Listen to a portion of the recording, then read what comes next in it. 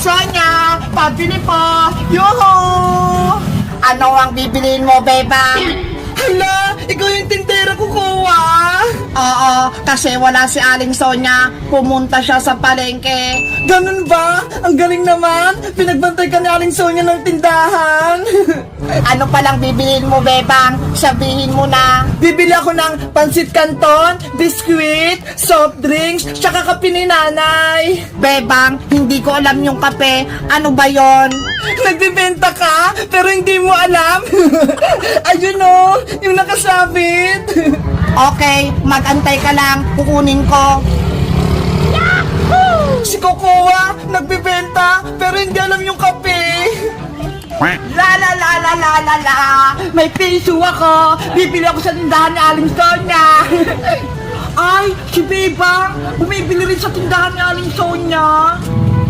Bebang, tulungan mo ako. Hindi ko mahanap ang soft drinks. Nasa loob ng rep. Wala dyan, Kukuha. Ay, nasa rep pala. Hala, si Kukuha manikay nagbabantay sa tindahan. Marunong ba siya? Ano, Kukuha? Nakuha mo na ba lahat ng bibilin ko? Eto na lahat, Bebang. Wow! Kumpleto! Magkano lahat yung binili ko, Kukuha? Lahat yan, 80 pesos. Okay, eto yung bayad ko. Ano yan, Bebang? Papel pang bayad mo? Hindi pwede yan. Kukuha, hindi to papel. 100 pesos to. Kaya may sukli pa ako sa'yo. Nako, hindi ako marunong magbilang ng pera. Magkano bang isusukli ko sa'yo? Wait lang, kukwentahin ko. 100 minus 80 equals 20. 20 pesos yung isusukli mo sa akin, Kukuha. Okay. Si Kukuha, hindi marunong magbenta. Hindi niya alam yung pera. May naisip ako dito sa piso ko. Bebang, eto na ang sukli mong 20 pesos. Salamat, Kukuha. Uwi na ako.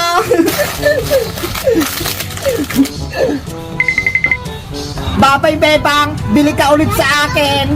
Ayun, si Bebang. Wala na siya. Ako naman yung bibili. Kukuha, pabili ako. Anong bibiliin mo, Princess? Panigurado, hindi alam ni Kukuha tong piso. Sasabihin ko na lang, 1,000 to para makabila ko ng madami. Princess, tinatanong ko kung anong bibilihin mo. Kukuha, pabili ako ng maraming chichirya. Ito. Lahat yan, lahat ng nakasabit. Okay, wait ka lang, kukunin ko. Yes! Marami na akong pagkain!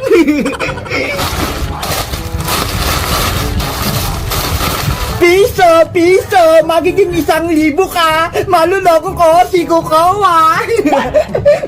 Princess, eto na lahat ang pinili mo!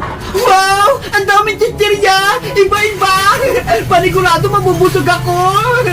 Akin na yan, Kukuha! Iabot mo na sa akin! Ops! Ibigay mo muna sa akin ang bayad mo! Huwag ka mag-alala, Kukuha! May pera ako dito! Ito ho! Ano yan, Princess? Ito ho! 1,000 pesos! Malaking pera to! Kaya niyang bilhin lang itong pagkain dito sa may mundo! Wow! Grabe! Ang yaman mo, Princess! May 1,000 ka! Ayos! Napaniwala ko si Kukuha! Princess! Akin na yung pera mo! Oh, eto na! Sa'yo na yung sukli, Kukuha!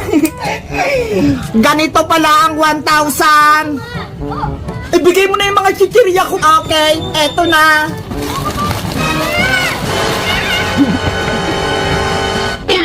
Matutuwa sa akin ito sa Aling Sonia. Marami akong benta. Dapat nagawa ko na itong Graham Ball bago ko pumasok sa school. Lalagyan ko na nitong nips. Yahoo! Bebang, tara na! Pumasok na tayo!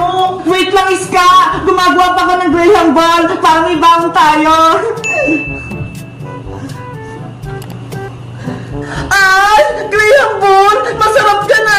Favorite ko! Iska! Tulungan mo ako magawa ng Graham Graham Ball para may merienda tayo mamaya kapag recess. Sige! Ay, nagbilog-bilog ka ng iska. Paano ba ito gawin? Hindi ko alam eh. Maglagay ka lang ng marshmallow sa loob ng Graham, tapos bilugin mo. Parang ganito ho. Wow! Kapag nabilog mo na, pwede mo na siya lagyan ng sprinkles. Diba? Ang dali lang.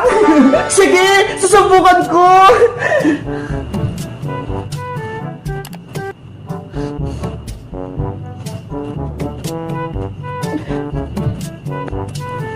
Ang saya pala maggawa nitong Graham Ball. Parang naglalaro lang. Kaya nga eh.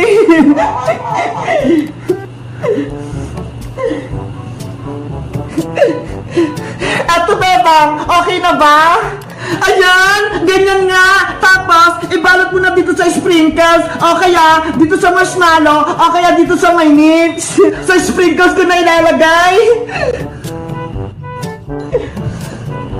Ang ganda na ng nagawa kong Graham Ball. Masarap na siyang kainin. Marunong ka nang gumawa, Iska. Bilisan natin para matapos tayo kaagad.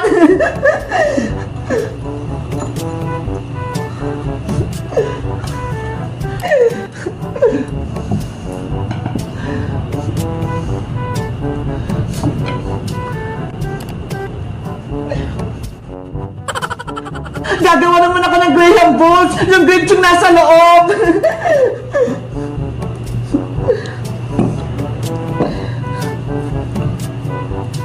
Bebang, marami ka atang gagawin na Graham Ball. Ibibenta mo ba yan?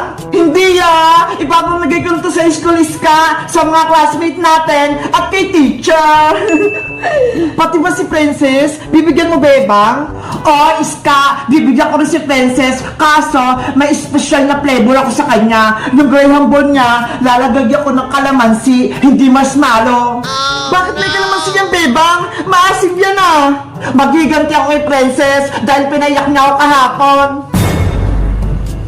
Nagsumbong siya kay Aling Tere, tapos tinapon niya pa yung paninda kong itlog-itlog, kaya galit na galit ako sa kanya.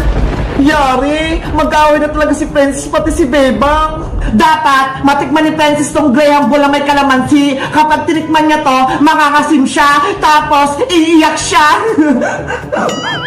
Bebang, gagawin mo talaga yan kay Princess? O, Iska, panahon na para maghiganti ako kay Princess, para maramdaman niya na hindi ko na siya kaibigan.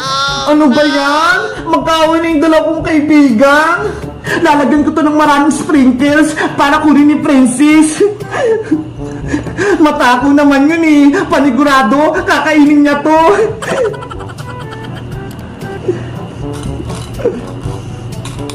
Bebang, tapos na akong gumawa. Puro na yung nalagayan ko. Wait lang, Iska. Gagawa pa ako ng maraming Graham Ball na kalamansi para maraming makain si Princess.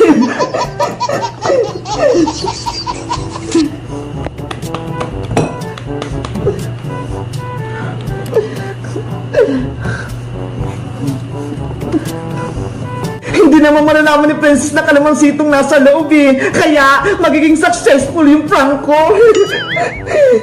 Guys, sa tingin nyo ba, itutuloy ko ba yung prank ko kay Princess na Graham Ball na may kalamansi? Mag-comment lang kayo para sa part 2. Bye-bye!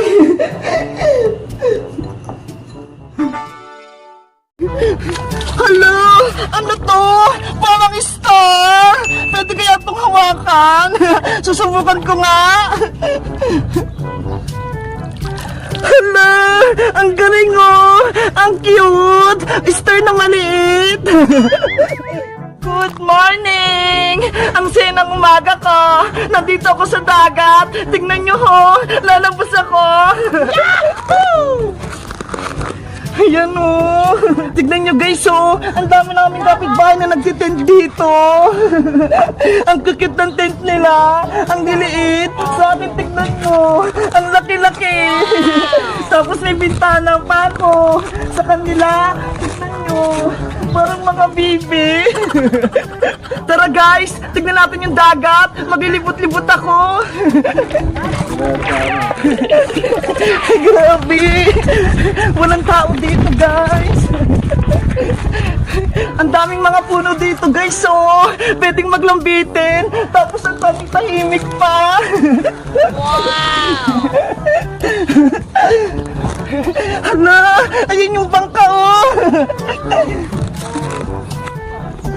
Pwede kayong pumunta dito sa bangka. Susubukan ko nga kung kaya ko. Hala, pwede kayong sumakay dito. Kaso wala yung driver eh. Baka bawal pumasok dito. Baka pagalitan pa ako. Dito na nga lang ako. Ayan, kunyari, umaandar yung bangka. Gusto ko sanang maligo, kaso wala akong kasama. Nasa kaya si Princess?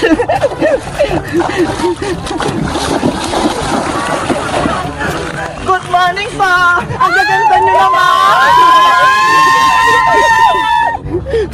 Hello! Ano to? Parang star! Pwede kaya itong hawakan? Susubukan ko nga! Hala! Ang galing oh! Ang cute! Star na maliit! Ibabalik ko na nga lang to sa tubig. Baka nanghihina na siya eh. Guys, sa tingin nyo, ano kaya to? Diyan ka na muna! Bye-bye, Star! Alis na ako! Hala! Meron ulit dito! Ang lit naman! Ang ganda niyang tignan! May mga kamay siyang maliliit oh! Ano ba yan? Hindi ko alam yung tawag dito. Basta, ilalagay ko na lang to sa dagat para mabuhay sila. Bye-bye mga star! Guys, ang ganda dito sa dagat. Ang lamig-lamig ng tubig. Tapos, ang dami ko pang star nakitang maliliit.